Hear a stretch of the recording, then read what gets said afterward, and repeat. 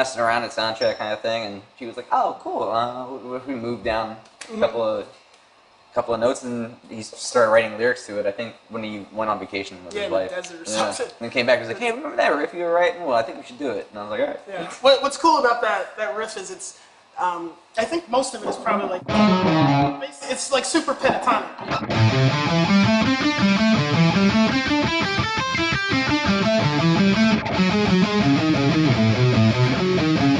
So it's like super simple again, but those are often like the riffs that get stuck in your head. It kind of has like a Navajo chant vibe to it, you know, like with a little bit. Which is, so it's like super hooky. So it's a cool riff. On Nana, that way I don't know how that one came about, but it was kind of one of those things where, like, you know, sometimes you'll play a song, you'll get to a certain part, and then kind of you play a verse, a chorus, and then you don't know where to go from there. So people are just...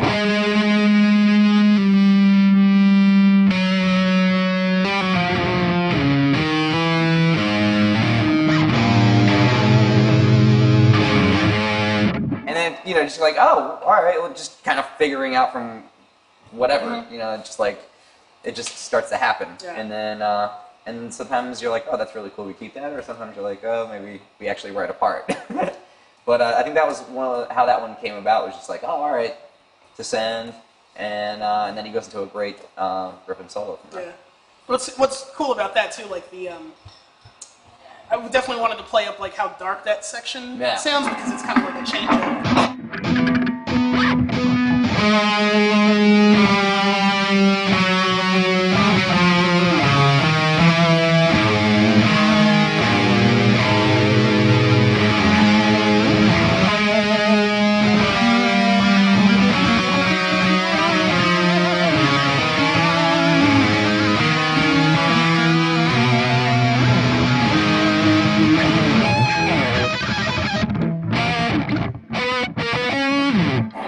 Like another high bit. It's cool because that section reminded me kind of like of the Sabbathy thing. We have a couple of songs. I'd say like Mama. There's that section, heavy section.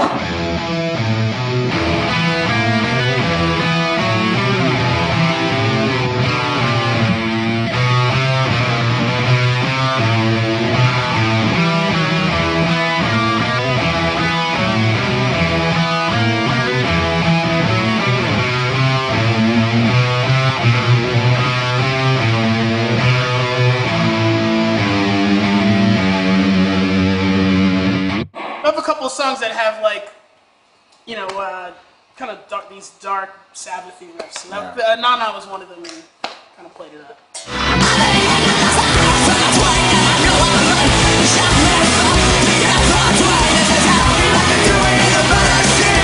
Some of the fun of it is getting to the end of that record and be like, all right, we have to perform this live now. All right, so what are we going to do? How do we make the guitar sound like a synth or whatnot? And, you know, pedals come into play. Our friend James Louise, that's our touring keyboardist, has a lot of stuff that he covers too. You know, it's just picking those moments and some of the the melodies that need to be showcased. And you know, I think as an audience member too, like, you don't want to hear the record. You know, you want to hear the band, you know, playing songs and kind of experience the record. So I was always a fan of going to see bands live and having them change things up, or like, all right, how are they going to do that live? You know what I mean? And that's some of the fun of it.